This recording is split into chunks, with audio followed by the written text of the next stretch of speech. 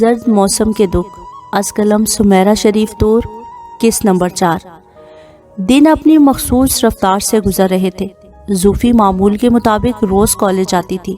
اس کے جانے کے بعد وہ گھر بھر کی صفائی ستھرائی کرتی تھی۔ یونیورسٹی میں اس کے پیریڈ تاخیر سے شروع ہونے لگے تھے، اسی لیے وہ اب آسانی سے گھر کے کام کاج کر لیتی تھی۔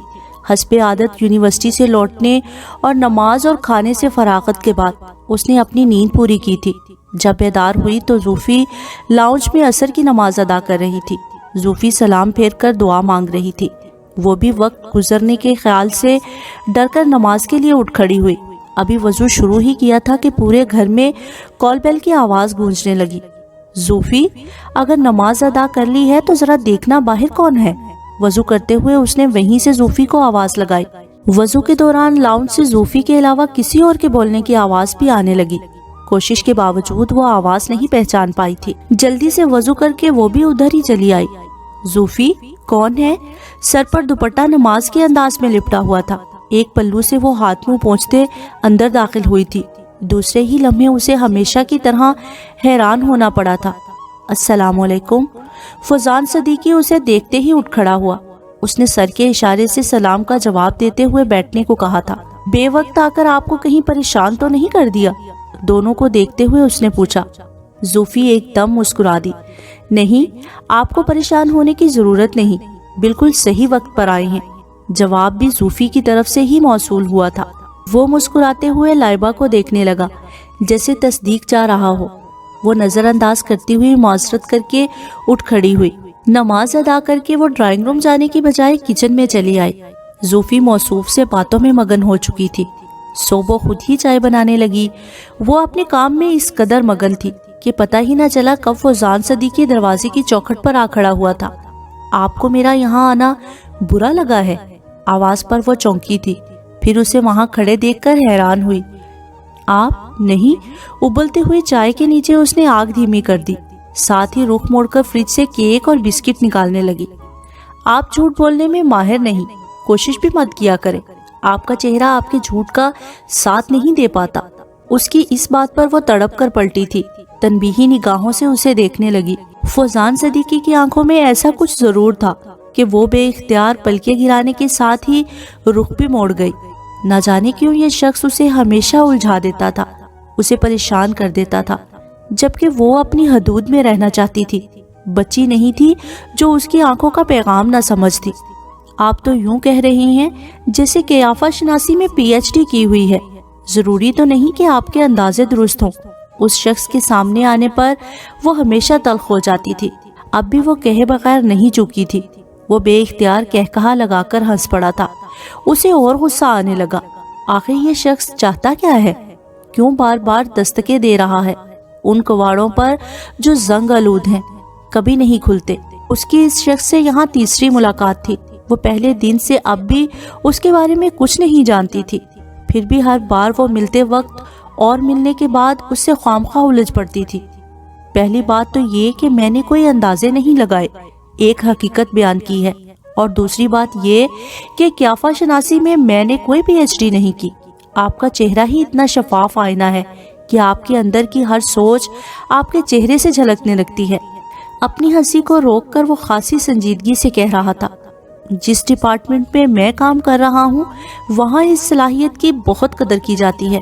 صرف ایک نظر ڈال کر مقابل کے اندر کی کیفیت کو کھوجنے کی کوشش کی جاتی ہے۔ آپ مجھ پر طنز کر کے کم از کم میری صلاحیت سے انکاری مت ہوں۔ وہ اب پھر غیر سنجیدہ ہو چکا تھا۔ وہ ادھر ادھر دیکھنے لگی، پھر جلد ہی اس کی تلاش کا جواب فوزان صدیقی نے دے دیا تھا۔ زوفشا کو آپ کی بھابھی نے بلا لیا تھا۔ مجھے وہاں تنہا بیٹھ کر بور ہونے سے بچانے کے لیے وہ مجھے یہاں کچن کا راستہ دکھا گئی تھی۔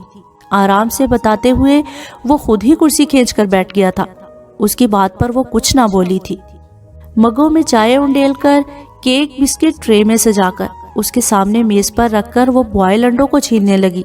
نمک دانی اور انڈے پلیٹ میں رکھ کر وہ خود بھی دوسری طرف کی کرسی کھینچ کر بیٹھ گئی۔ وہ اس دوران بڑی سنجیدگی سے اس کی کارکردگی کا جائزہ لیتا رہا۔ آپ چائے لیجئے پلیز۔ اسے مسلسل اپنا جائزہ لیتے دیکھ کر اس شخص پر کوفت ہونے لگی۔ خود ہی کپ اٹھا کر اسے تھمایا، جسے اس نے دل آویز مسکراہٹ کے ساتھ تھام لیا۔ شکریہ، ویسے آپ چائے اچھی بناتی ہیں۔ پہلا گھونٹ بھرتے ہی اس نے توصیفی جملہ کہا تھا۔ وہ کچھ بھی کہے بغیر خاموشی سے چائے پینے لگی۔ پھر اچانک یاد آنے پر وہ اس سے پوچھ بیٹھی، زبیر کیسا ہے؟ آپ اسے بھی لے آتے۔ بالکل ٹھیک ہے، اکثر آپ کا ہی ذکر کرتا رہتا ہے۔ آتے وقت وہ گھر پر نہیں تھا، اگر گھر پر ہوتا تو شاید اسے ساتھ لے ہی آتا۔ بظاہر سادہ سے لہجے میں کہے گئے سادہ سے الفاظ تھے، لیکن بہت خاص لگے۔ وہ کھونے لگی۔ اس شخص میں واقعی کوئی خاص بات تھی۔ اس کے بات کرنے کا انداز عام مردوں کا سا تھا۔ اس انداز میں جو بات نمایاں تھی وہ شاید اس کی صاف گوئی ہی تھی۔ لائبہ کی نظریں اس کے چہرے کا طواف کرنے لگی۔ بھرے بھرے عنابی ہونٹ، اوپر والا ہونٹ نچلے ہونٹ کی نسبت زیادہ پرکشش تھا۔ عموماً بہت سے مردوں کے ایسے ہی ہونٹ ہوتے ہوں گے، مگر اس شخص کے چہرے پر زیادہ سج رہے تھے۔ اسے لگا اگر اس کا اوپر والا ہونٹ اتنا باریک نہ ہوتا تو اس کے چہرے کی خوبصورتی ماند پڑ جاتی۔ لمبی کھڑی ناک مضبوط اٹل ارادوں کی آگاہی دے رہی تھی، اور آنکھیں بہت زیادہ چمک رکھنے کے باوجود کھوئی کھوئی سی تھیں۔ کالی سیاہ چمکتی روشن روشن آنکھیں، سانولا رنگ، چہرے پر ایک بہت خوبصورت مسکراہٹ کے باوجود ایک جمود طاری تھا۔ پہلی نظر میں وہ اس کے چہرے کو دیکھنے کے بعد کئی مہینوں تک تو اس شخص کو یوں ہی نہیں سوچتی رہی تھی۔ کشادہ پیشانی اور اس پر بکھرے براؤن بال۔ وہ حیران ہوئی کہ کتنا تضاد تھا اس کی آنکھوں میں اور بالوں کے رنگ میں، مگر دونوں اپنی اپنی جگہ پر بہت بہترین تھے۔ بظاہر اس شخص میں کوئی خاص بات نہ تھی۔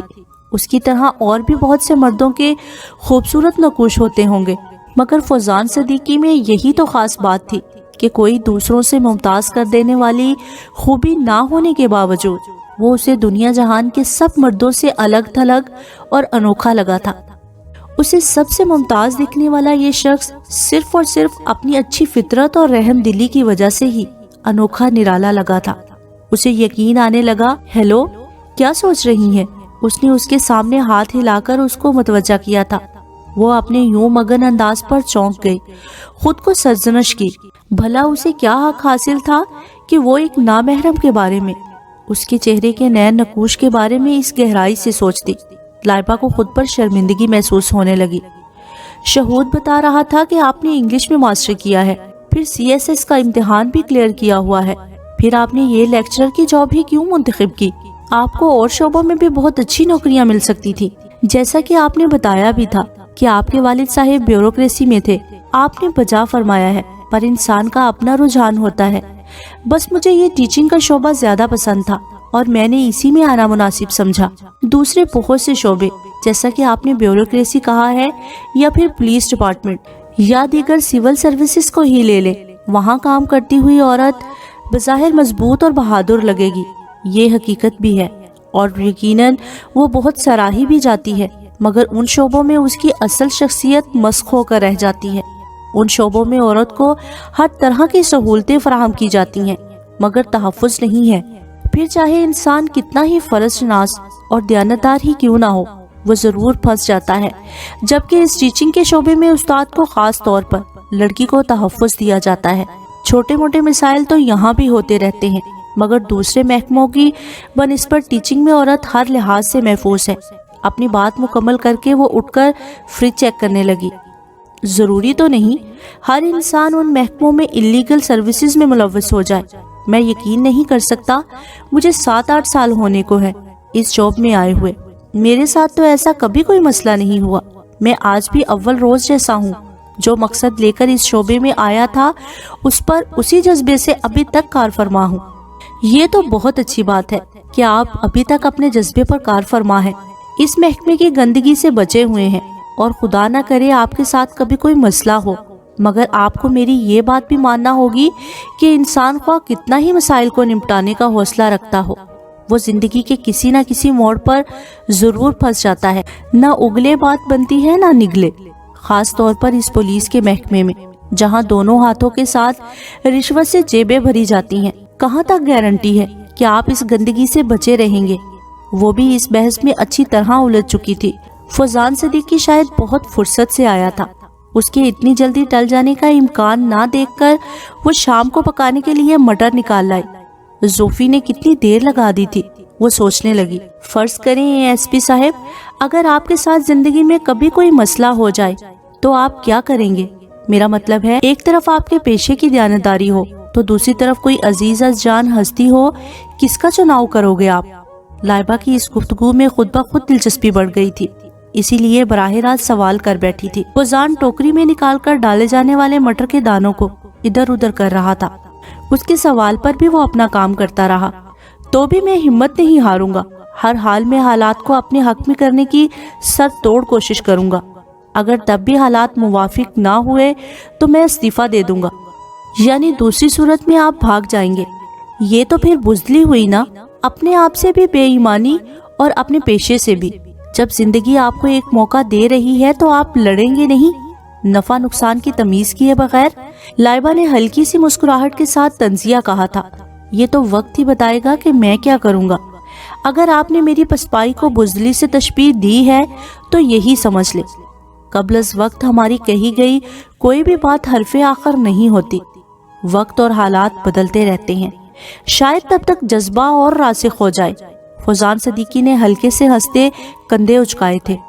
وہ پھر چونک گئی، اب بھی اسے اس کے ہر انداز میں کوئی خاص بات جھلکتی محسوس ہوئی۔ ہاں یاد آیا، میں جس کام کے لیے آیا تھا وہ تو بھول ہی گیا۔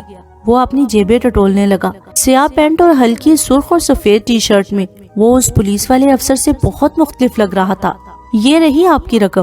اس نے ایک خاکی لفافہ اس کی طرف بڑھایا تو وہ سوالیہ نظروں سے اسے دیکھنے لگی۔ کس بات کی؟ وہ بالکل بھولی ہوئی تھی کہ اس نے اسے کوئی رقم بھی دی ہے۔ چوروں کے اقرار کرنے پر اور پھر ان کا مقدمہ عدالت میں چلنے پر ان کے پاس سے یہ جرمانے کے بعد حاصل شدہ آپ کے حصے کی رقم نکلی ہے، 70,000 روپے۔ آپ کا نقصان دگنا تھا، مگر چوروں کے پاس سے یہ رقم مل گئی، یہ بھی غنیمت ہے۔ میں کتنے دنوں سے شہود کو فون کر رہا تھا کہ وہ یہ رقم لے جائے یا پھر آپ کو اطلاع کر دے، شاید اسے یاد نہیں رہتا تھا، اسی لیے آج وقت نکال کر مجھے خود حاضر ہونا پڑا۔ وہ اس کے سوال پر وضاحت کر رہا تھا۔ شکریہ۔ اس نے لفافہ تھام کر ایک طرف رکھ لیا۔ چور پکڑے گئے تو مجھے خوشی ہوئی تھی، مگر یہ امید نہیں تھی کہ ہمیں یہ اتنی رقم بھی مل جائے گی۔ اس نے مسکراتے ہوئے اسے دیکھا، پھر سنجیدہ ہو گئی۔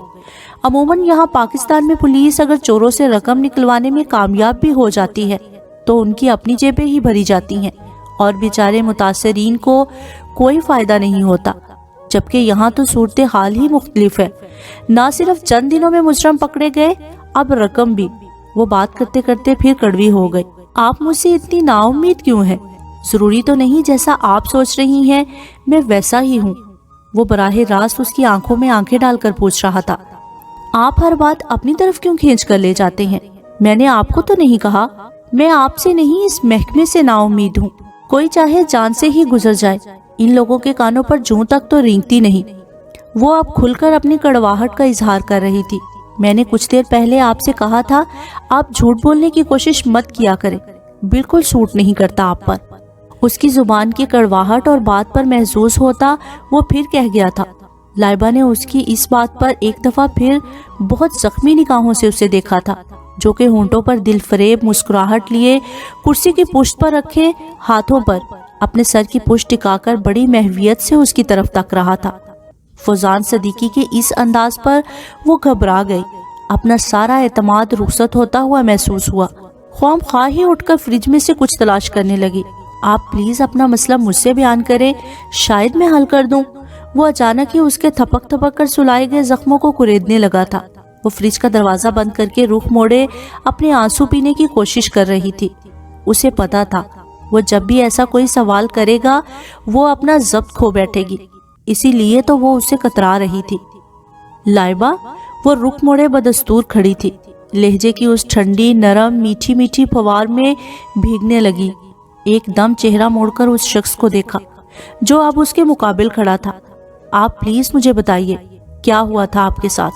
وہ ایک دم نفی میں سر ہلا گئی۔ آپ کو میں بتاؤں لائبہ کہ جب میں نے آپ کو پہلی دفعہ دیکھا تو آپ مجھے بہت مختلف لگی تھی۔ لائبہ کی طرف سے جواب نہ پا کر وہ بتانے لگا، میں آپ کے بارے میں کچھ نہیں جانتا تھا، مجھے تو یہ بھی علم نہیں تھا کہ آپ کون ہیں اور یہاں کیوں لائی گئی ہیں۔ اس کے باوجود میں نے انتہائی خلوص سے آپ کی مدد کی تھی۔ وہ پہلی نظر کا تاثر اتنا دیر پا ہے کہ میں درمیان کے اتنے سالوں میں آپ کو بالکل نہیں بھول پایا۔ ہر گزرتے دن کے ساتھ آپ مجھے شدت سے یاد آئی۔ آپ کا ایک ایک نقش میرے ذہن کے دریچے پر ثبت ہو چکا تھا۔ پھر اچانک طویل انتظار کے بعد آپ کو بالکل اچانک اپنے آفس میں دیکھا تو کئی لمحوں تک میں ساکت سا ہو گیا۔ سمجھ میں نہیں آ رہا تھا کہ آپ واقعی میرے سامنے کھڑی ہیں یا میں کوئی خواب دیکھ رہا ہوں۔ ایک عرصہ ہو گیا ہے مجھے آپ کو خوابوں میں دیکھتے ہوئے۔ مجسم اپنے روبرو دیکھا تو یقین نہیں آیا تھا۔ اچانک ملنے والی خوشی بھی ایسی انہونی ہوتی ہے۔ میں چاہتا تو اپنے تمام اختیارات استعمال کرتے، آپ کو کھوج نکالتا۔ آپ کا پتہ حاصل کرنا میرے لیے مشکل نہ تھا۔ رضوان نے آپ کے متعلق تمام معلومات فراہم کر دی تھی، سب بتا دیا تھا جو اسے علم تھا۔ اس کے باوجود میری جستجو ختم نہیں ہوئی تھی، مگر خود سے کوئی قدم اٹھانا دھوکہ دہی لگا۔ وہ اس کے سامنے سے ہٹ کر کچن کی کھڑکی کے پاس جا کھڑا ہوا۔ اب وہ اس کی تمام باتیں سن کر خود ساکت ہو گئی تھی، خاموشی سے اسے دیکھے گئی۔ پریس کے ذریعے مجھے جو علم ہوا وہ ناقابل یقین تھا۔ میں نے یقین نہیں کیا تھا اس رات میں نے جس لائبہ افتخار کو دیکھا تھا وہ اخبارات کی لائبہ سے بہت مختلف تھی۔ مجھے اکثر بہت غصہ آتا تھا، کئی دفعہ جی چاہا کہ میں زہیب شاہ کو گولی مار دوں، جو اتنا گھناؤنا کھیل کھیلنے کے بعد بھی عزت و وقار کے ساتھ جی رہا ہے۔ میں نے تو اپنی بھرپور کوشش کی تھی کہ آپ کو پولیس اور پریس دونوں چکروں سے بچا لوں۔ رضوان نے میری اس سلسلے میں بہت مدد کی تھی، مگر بعض اوقات وہ نہیں ہوتا جو ہم سوچتے ہیں۔ آپ کا مجرم زہیب شاہ تھا، وہ کوئی عام آدمی نہ تھا۔ اس کے کالے کرتوت اور دھندوں کی طرح اس کا نام بھی بہت بڑا تھا۔ بہت جلد حالات اس نے اپنے حق میں کیے تھے۔ میں اور رضوان تو دیکھتے رہ گئے۔ اس وقت پہلی دفعہ اس کرپشن سے میرا دل اچاٹ ہوا تھا۔ میں نے سوچا میں اس جاب سے مستعفی ہو جاؤں۔ میں کسی کو بھی بدنامی اور ظلم سے نہ بچا سکا، نہ آپ کو اور نہ ہی اپنی نینا کو۔ جب پہلی دفعہ میں نے آپ کی مدد کرنے کا سوچا تو میرے تصور میں صرف نینا تھی۔ آپ کی صورت میں مجھے صرف اپنی نینا نظر آ رہی تھی۔ وہ بہت حوصلے اور ہمت کی مالک تھی۔ حالات سے ڈر کر جھک جانا تو اس نے سیکھا ہی نہیں تھا۔ بہت بہادر تھی، بہت اونچے خواب دیکھ رکھے تھے اس نے۔ مجھے بہت پیاری تھی وہ۔ مجھے ہمیشہ اس پر جنت کی حور کا گمان ہوتا تھا۔ صاف ستھری طبیعت اور سوچ کی مالک، وہ بھی جیسے جنت کی حور تھی اور بھولے سے زمین پر اتر آئی تھی، اور یہاں کے وحشی درندوں نے اسے اپنی ہوس کا نشانہ بنانے کے لیے ہمیشہ ہمیشہ کے لیے سلا دیا۔ بہت محبت کرتی تھی وہ مجھ سے۔ میری زندگی کی خاطر وہ اپنی جان سے بھی چلی گئی۔ فوزان صدیقی کی آواز بھر آ گئی تھی۔ وہ چونک کر اس کو دیکھ رہی تھی۔ وہ کون تھی؟ اس کے سوال پر وہ اس کی طرف پلٹا تھا، پھر ایک گہری سانس فضا میں خارج کی۔ میری نینا میری بہن تھی، بہت معصوم، بہت پیاری۔ میری جان تھی اس میں، زندگی اور خوابوں، سچائی اور انسانیت کی باتیں کرنے والی۔ وہ لڑکی وحشی درندوں سے لڑ پڑی اور پھر وہ ہم سب کو چھوڑ کر چلی گئی۔ وہ اس چوڑے چکلے بھرپور مرد کو دیکھے گئی جس کی آنکھیں پانی سے بھری ہوئی تھی۔ آواز رکت آمیز تھی، مگر وہ آنسو بہنے کی بجائے دوبارہ کہیں اندر ہی اندر اترنے لگے۔ Oh I am sorry. Fauzan Siddiqui کو حوصلہ دینے کے لیے بالکل غیر ارادی طور پر اس کے مضبوط مردانہ ہاتھوں پر اپنا ننھا سا سفید ہاتھ رکھ دیا۔ وہ چونک کر لائبہ کو دیکھنے لگا جس کی آنکھوں میں آنسو تو جمع تھے مگر وہ انہیں اندر اتارنے کے جتن کر رہی تھی۔ اوہ آئی ایم سوری۔ لائبہ، آپ کو دوبارہ دیکھ کر مجھے خوشی کے ساتھ ساتھ بہت دکھ بھی ہوا۔ اس رات آپ کی گہری گرے آنکھوں نے مجھے بہت متاثر کیا تھا۔ بہت ہی روئی سی، ڈر اور ہراس سے مزین تھی، کچھ چھن جانے کے خوف سے سہمی ہوئی۔ لیکن اس دن اپنے آپ میں آپ کی آنکھیں دیکھ کر مجھے لگا جیسے آپ بھی نینا کی طرح ان وحشی لوگوں کا نشانہ بن گئی ہیں۔ بہت اذیت ہوئی تھی آپ کو دیکھ کر۔ آپ نے اس دن میرے کانسٹیبل کے بارے میں جو کچھ کہا وہ حقیقت تھا۔ دکھ تو اس بات کا تھا کہ میں انتہائی کوشش کے بعد بھی آپ کی آنکھوں سے خوف اور ہراس کو نہیں نکال پایا تھا۔ مجھے لگا جیسے اس خوف اور ہراس نے مل کر آپ کی آنکھوں میں ایک ککر جما دیا ہے۔ سمجھتی ہیں نا ککر کیا ہے؟ وہ اب اس کی گہری گرے آنکھوں میں بڑی گہرائی سے جھانک رہا تھا۔ لائبہ نے اسے تسلی دینے کے لیے رکھا گیا اپنا ہاتھ اس کے ہاتھ سے ہٹا لیا اور کھڑکی سے باہر دیکھنے لگی۔ پتہ نہیں زوفی کیا کر رہی تھی جو ابھی تک نہیں لوٹی تھی۔ آپ ایسی جگہ سے شاید کبھی گزری ہوں جہاں سبز تھور کی طرح سطح ہوتی ہے۔ اگر کبھی اچانک اس تھور زدہ سطح پر پاؤں پڑ جائے تو نیچے گہرا پانی ملتا ہے۔ پانی تو ویسا ہی تھا، मगर उस पानी पर कक्कर जम गया था। अचानक पांव पड़ने पर पानी की सतह वाज़ेह हो गई। मुझे लगता है आपकी इन आंखों में भी यही कैफियत है, बेतहाशा रोने की ख्वाहिश, बहुत कुछ कहने की आरज़ू, मगर आप औरों की खातिर मुसलसल अपनी उस ख्वाहिश को दबा रही हैं।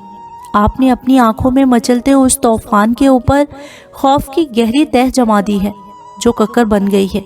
आप मुझ पर एतमाद कर सकती हैं। दुख कह देने से दिल बहुत हल्का फुल्का हो जाता है। वो बहुत ही खुलूस से पेशकश कर रहा था, वो दुख जो आप ज़ुफ़शा और भाभी से भी नहीं कह सकती। उसने लाइबा को देखा जो सर को नफ़ी में हिलाते आंसू रोकने की कोशिश कर रही थी। आप इतनी बेइतमाद क्यों हो गई हैं? जिंदगी हर एक को आजमाती है। किसी पर मुश्किल वक्त बहुत देर पा होता है और किसी पर बहुत जल्द टल जाता है। बताएं मुझे, उस बात के अलावा ऐसा क्या दुख है जो आपको दीमक की तरह अंदर ही अंदर चाट रहा है? आप कहना भी चाहती हैं और कह भी नहीं पाती। वो मुसलसल उसकी रूह को उधेड़ने की कोशिश में लगा हुआ था। ये आखिरी जुमले लाइबा की रूह पर ताज़ियाने की मानिंद लगे थे। उसकी जख्मी जख्मी रूह जिल्लत और तकलीफ की शिद्दत से बिलबिलाने लगी। वो भी एकदम चीख उठी, चुप हो जाएं प्लीज, चुप हो जाएं, मुझसे कुछ मत पूछे। बड़ी मुश्किल से मैंने अपने किरची किरची वजूद को इकट्ठा किया है, बड़ी तकलीफ से जीने का हौसला किया है। इस दुनिया वालों ने बहुत बुरा किया मेरे साथ। आप तो मेरी जख्मी बिलबिलाती रूह पर ताज़ियाने ना लगाएं। चेहरा हाथों में छुपाए वो बिलक बिलक कर रोने लगी थी। वो रहम भरी नजरों से उस टूटी फूटी लड़की को रोते देखता रहा। अरसा बीत गया है मुझे ये आबला पाई का सफर बर्दाश्त करते। लोगों की तहकीर भरी नजरें, उनके तंज और तमस्खुर में लिपटे फहुश जुमले एक अरसे से सह रही हूँ। मैंने तो कुछ भी नहीं किया था, कभी किसी का दिल नहीं दुखाया। फिर ये आजमाइश खत्म क्यों नहीं होती? अगर जिंदगी हर एक को आजमाती है तो चंद सुख भरी घड़ियां भी नसीब में करती है। फिर मेरी सजा इतनी तवील क्यों हो गई है? इतनी तवील कि ना मैं अपने जीने की कोई दुआ कर सकती हूँ और ना मरने का सामान। वो टूटी फूटी लड़की फूट फूट कर रोते हुए अपना दुख कह रही थी। फौजान के अंदर एक हुक उठी।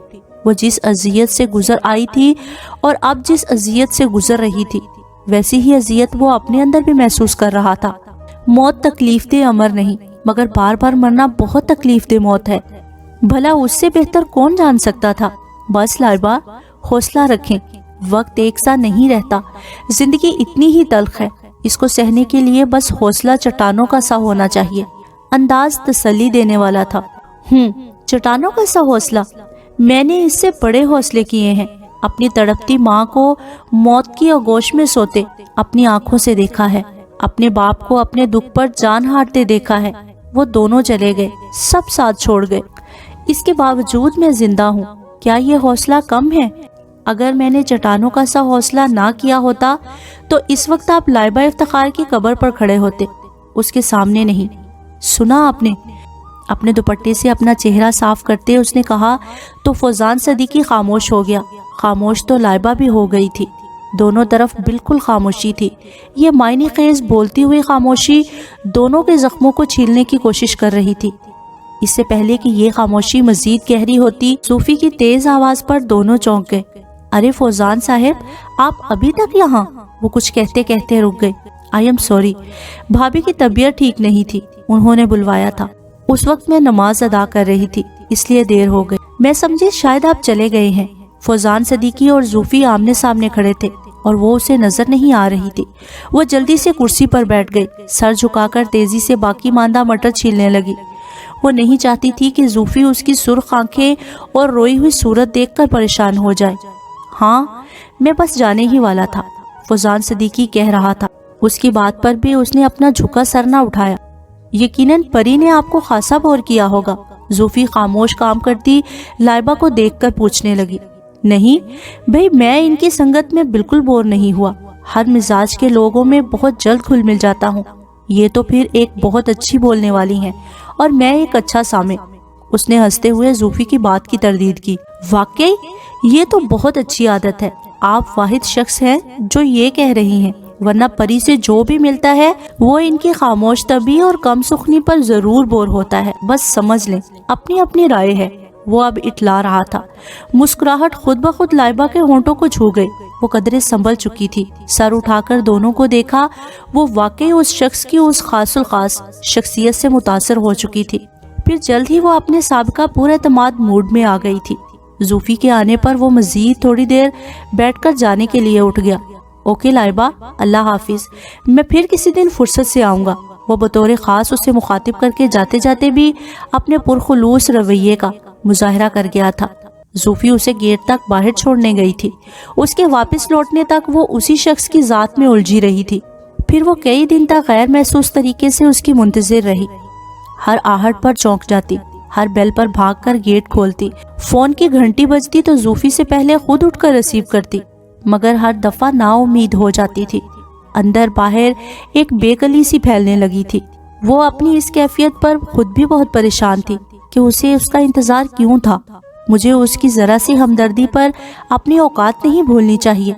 आखिर उकताकर उसने खुद को सरजनश की, मगर परेशानी जूं की तूं बरकरार थी। परी, क्या बात है? आप मुझे कुछ परेशान लग रही हैं। ज़ूफ़ी, जो कई दिनों से उसकी कैफियत देख रही थी, एक दिन पूछ ही बैठी। कुछ नहीं हुआ, बस हल्की फुल्की सी थकन महसूस कर रही हूँ आजकल। उसने ज़ूफ़ी को तो टाल दिया, मगर खुद को न टाल सकी। अलबत्ता इतना हुआ कि पहले जैसी परेशान नहीं थी। काफ़ी हद तक खुद को नॉर्मल कर लिया था। ज़ूफ़ी के कॉलेज जाने के बाद वो भी यूनिवर्सिटी को निकल रही थी। जो ही गाड़ी अपनी गली से मुड़ी, वहाँ पुलिस पे जैरों में चंद इंस्पेक्टर्स देखकर रुक गई। 2 पुलिस कांस्टेबल्स जमीला के उसी आवारा बदमाश नज़ीर को पकड़कर गाड़ी में बिठा रहे थे। अगली सीट पर ड्राइवर के हमरा फौजान सदीकी था। लाइबा की गाड़ी देखते हुए वो जल्दी से दरवाज़ा खोलकर उसकी तरफ आ गया। अस्सलामुअलैकुम। उसे अपनी तरफ आता देखकर अपनी गाड़ी का दरवाज़ा खोलकर वो भी जल्दी से उतरी। वालेकुम अस्सलाम, आप यूनिवर्सिटी जा रही हैं? जी। इस शख्स को किस जुर्म में पकड़ा गया है? उसके बारे में जानने के लिए लाइबा को तजस्सुस हुआ। है बस इसका भी एक जुर्म। आप इस वक्त यकीनन जल्दी में होंगी, फिर कभी मुलाकात होगी। अल्लाह हाफिज। वो जिस उजलत में आया था उसे मुतजस्सिस छोड़कर उसी उजलत में चला गया। वो उससे फिर कभी के बारे में दरियाफ्त करते करते रह गई। उसकी गाड़ी नजरों से ओझल हुई तो वो भी अंदर बैठकर गाड़ी स्टार्ट करने लगी, मगर इस दफा जमीला खातून की बेवक्त की मुदाखलत ने उसे रोक दिया। मिल गया सुकून तुझे डायन, मेरे बच्चे को गिरफ्तार करवाकर। आते ही उसने ना आओ देखा ना ताओ, उस पर चढ़ दौड़ी। वो तो अपनी जगह हक्का पक्का रह गई। देखिए, आपका बेटा जैसा ओबाश फितरत है, सारा मोहल्ला जानता है। मुझ पर क्यों इल्जाम लगा रही हैं? भला मुझे क्या जरूरत पड़ी है उसे गिरफ्तार करवाने की? इर्द गिर्द बच्चों, मर्दों और लोगों को इकट्ठे होते देखकर उसने हिम्मत करके कह दिया, अरे वाह लड़की, मुंह संभाल कर बात कर। तू भी जैसी है, तेरे बारे में सारा मोहल्ला जानता है। मुझे अच्छी तरह खबर है तेरे इस पुलिस वाले के साथ कैसे ताल्लुकात हैं। यूं ही तो रोज यहाँ नहीं आता। तूने गिरफ्तार नहीं करवाया तो तेरी बहन ने तो करवाया है। बड़ी आई थी कल धमकी देने वाली, मैं तुम्हें गिरफ्तार करवा दूंगी। पता नहीं ये औरत क्या कह रही थी, उसके तो कुछ पल्ले नहीं पड़ रहा था। हिम्मत करके गाड़ी उन लोगों के हजूम से निकाल कर ले आई। सारा वक्त यूनिवर्सिटी में खाली दिमाग से काम करती रही, ठीक से कुछ पढ़ा भी ना पाई थी। जैसे तैसे पीरियड लेकर घर लौटी तो ज़ूफ़ी आ चुकी थी। आते ही उससे पूछगछ शुरू की, तुम्हें कुछ पता चला है? जमीला का बेटा गिरफ्तार हो गया है। तफ्तीशी नजरों से घूरते बात शुरू की। अच्छा, कब हुआ? बगैर चौंके उसने आराम से पूछा। तुमने उसे गिरफ्तार करवाया है, उसकी माँ कह रही थी। तुमने शिकायत की है? अब की बार उसने गुस्से से पूछा। परी, मुझे क्या जरूरत पड़ी है किसी को गिरफ्तार करवाने की? उसके करतूत तो सभी जानते हैं। हो गया होगा अपने किसी काले धंधे की वजह से गिरफ्तार। शुक्र है अब कुछ अरसा सुकून रहेगा। ख्वामख्वाह जिंदगी से उकताहट होने लगी थी। उसकी बात भी उसे मुतमईन न कर पाई थी। ज़ूफ़ी, अब हमारे दरमियान ऐसी क्या अनहोनी हो गई है कि हम एक दूसरे से कुछ छुपाने की कोशिश करें? उसने ज़ूफ़ी को खासे गुस्से से देखा। परी, मेरा यकीन करें, आप तो यूं ही परेशान हो रही हैं, ऐसी कोई बात नहीं। उसने नजरें चुराते हुए जवाब दिया। वो उसके बराबर बैठकर बगौर देखने लगी। ज़ूफ़ी, मेरी आंखों में देखकर बताओ, असल बात क्या है? हाथ से उसका चेहरा ऊंचा किया तो वो होंठ काटती शशोपंज में गिरफ्तार हो गई। जमीला का बेटा हर रोज मुझे कॉलेज आते जाते तंग करता था। इतने रकीक अल्फाज और घटिया गुफ्तगू करता था कि हद नहीं। कल भी उसने बदतमीजी की और मेरा हाथ पकड़ लिया था। मुझसे बर्दाश्त ना हुआ और मेरा हाथ उस पर उठ गया। वो मुझे बुरे नताइज की धमकियां देने लगा था। मैं घबरा गई। उस वक्त तो घर आ गई। بعد میں عصر کے قریب بیل ہوئی تھی، میں نے جا کر گیٹ کھولا تو دونوں ماں بیٹا تھے، دن دناتے ہوئے اندر گھس آئے، بدتمیزی کرنے لگے۔ میں نے بھی سنائی تو چوکیدار نے انہیں زبردستی باہر کیا۔ اس وقت آپ سو رہی تھی، اتفاق سے فوزان بھائی بھی آ گئے۔ میں رو رہی تھی، وہ پریشان ہو گئے اور مجھ سے تمام صورتحال اگلوا لی، مجھے تسلی دی۔ مجھے نہیں پتا تھا کہ وہ اسے واقعی گرفتار کر لیں گے۔ ساری بات سن کر وہ اپنی جگہ ساکت ہی ہو گئی۔ پتہ نہیں انہی کے ساتھ ہر بار ایسا کیوں ہو رہا ہے۔ اگر اس شخص نے کچھ کر دکھایا تو یہ خیال لائبہ کی جان نکال دینے کو کافی تھا۔ زوفی، تم نے مجھے یہ سب کچھ کل ہی کیوں نہیں بتایا؟ آپ پریشان ہو جاتی ہیں اس لیے۔ اس نے اس کا ہاتھ تھام کر اس کا غصہ کم کرنے کی کوشش کی۔ اب تو یقیناً میں بہت خوش ہو رہی ہوں، اس نے تنزیہ کہتے اس کا ہاتھ جھٹک دیا۔ کیا ہو گیا ہے پری آپ کو؟ اچھا ہوا وہ گرفتار ہو گیا ہے، چند سال تو سکون سے گزریں گے۔ پہلے بھی وہ پولیس کو کئی مقدمات میں مطلوب ہے، چوری اور قتل کے جرم اس پر عائد ہے۔ جب بھی پکڑا جاتا تھا کچھ دے دلا کر فارغ ہو جاتا تھا، مگر اب اس دفعہ میرے ہاتھوں میں پھنسا ہے، اتنی جلدی جان چھوٹنے والی نہیں۔ آپ پریشان مت ہو، وہ رسان سے اسے سمجھانے لگی۔ خاک پریشان نہ ہو، اتنا تو اثر و رسوخ ہے اس کا۔ اب بھی اگر وہ بچ گیا اور اس نے کوئی الٹی سیدھی حرکت کر دی تو بولو کیا کریں گے ہم؟ خدا نہ خواستہ اس نے اگر تم کو… وہ رک گئی، وہ تو تصور کر کے ہی کانپ گئی، کسی قسم کی غلط بات ذہن میں نہ لا سکی۔ زوفی سے فارغ ہو کر اس نے پہلی فرصت میں فوزان صدیقی سے رابطہ کیا تھا۔ فوزان صدیقی صاحب، میں لائبہ افتخار۔ پہلے بھابھی کو ساری صورتحال بتا کر پھر انہی کے مشورے سے وہ انہی کے گھر سے فوزان کے آفس فون کر رہی تھی۔ ارے آپ کیسے یاد کیا آپ نے اس وقت؟ دوسری طرف سے اس کی آواز آئی تھی۔ آپ آج رات فارغ ہوں گے؟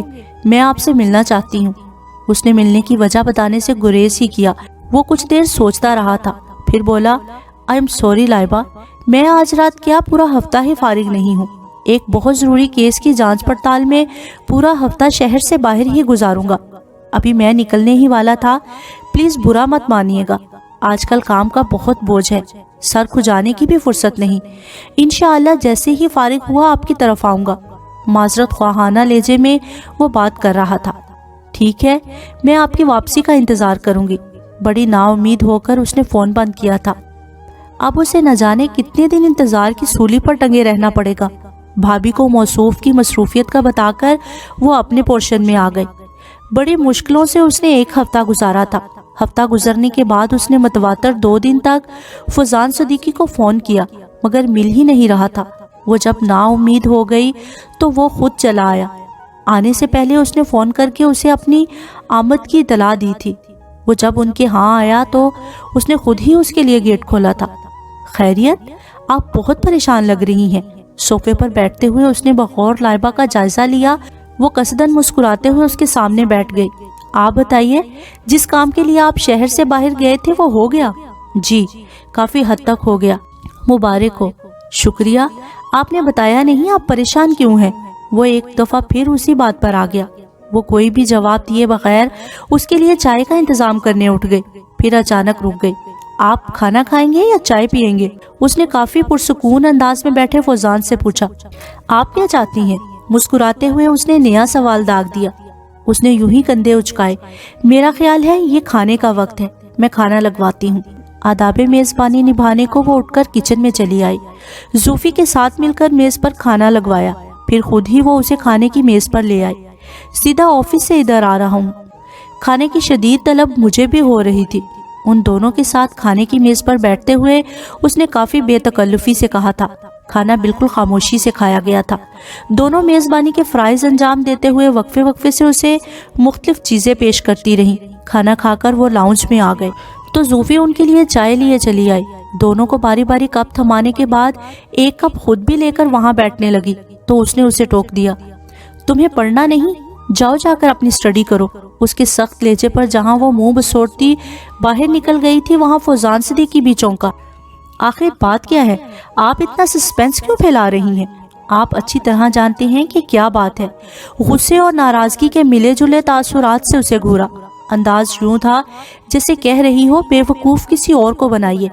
نہیں، باخدا مجھے کچھ الہام نہیں ہوتا، میں بالکل نہیں جانتا کیا بات ہے۔ وہ اتنے دنوں سے انتظار کر رہی تھی۔ उस वक्त उस जुमलेबाजी की मुतहम्मिल न थी, फौरन चटक गई और आंखें डुबडुबा गई। प्लीज ASP फौजान सदीकी साहब, आवाज में आंसुओं की आमेज़श नुमाया थी। मुझे समझ में नहीं आ रहा आप मुझसे क्यों नाराज हो रही हैं। मैंने तो ऐसी कोई कोताही नहीं की। जैसे ही फारिग हुआ हूँ फौरन आ गया हूँ। चाय का खाली मग मेज पर रखकर वो उसके सामने आ गया। ज़ूफ़ी नादान थी, जज्बाती थी। आप तो समझदार थे, मुझे आपसे इस बात की तवक्का न थी। ओह, अब समझा। उसने होंठ सुकेड़े। इस मसले पर आपको मुझसे नाराज नहीं होना चाहिए, बल्कि खुश हों कि वो शख्स गिरफ्तार हो चुका है। उसने पुरसुकून अंदाज में उसे समझाने की कोशिश की। ये आप पुलिस वालों की आदत होगी, औरों को अजियत देकर खुश होने की, मेरी नहीं। आप प्लीज उस शख्स को आज़ाद करें। वो एक बार फिर तंज कर गई थी। वो हैरान होकर उसकी तरफ देखने लगा। आया ये बात कहते हुए वो वाकई पागल है या उसे ही महसूस हो रही है? उसके इस तंज पर भी वो मुतमईन रहा। हाँ, हम पुलिस वालों की ये आदत है दुश्मन को अजियत देकर खुश होने की। इसके बावजूद मैं उसे नहीं छोड़ सकता। ये बात कहते हुए उसके लहजे में हल्की सी सख्ती थी। हाँ, ये हो सकता है कि मैं ये पुलिस की जॉब छोड़ने पर संजीदगी से सोचना शुरू कर दूं। सारी जिंदगी आपका गुस्सा सहना काफी मुश्किल काम है। ये बात कहते कहते वो फिर गैर संजीदा हो चुका था। वो नासमझी से उसे देखने लगी। आप उसे छोड़ेंगे नहीं? मेरे कहने पर भी नहीं? पता नहीं उसके लहजे में कैसा मान और यकीन गूंज रहा था। वो बेइख्तियार उसे देखता रहा, यहाँ तक कि उसकी नजरों के इर्तिकाज से पिघलकर उसने रुख मोड़ लिया था। हाँ, आपके कहने पर भी नहीं, बिल्कुल नहीं। लाइबा के रुख मोड़ने पर एक सुकूत टूट गया था। वो गहरी सांस लेकर नफी में सर हिलाने लगा। क्यों? आप उसे क्यों नहीं छोड़ सकते, जबकि ये आपके इख्तियार में है? वो उलझते हुए उससे बहस के मूड में थी। इसलिए कि लाइबा, आप एक गलत आदमी की सिफारिश कर रही हैं।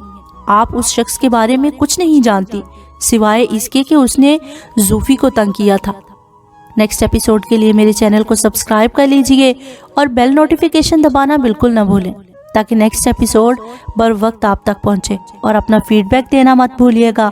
मुझे आपके फीडबैक का इंतज़ार रहेगा। शुक्रिया।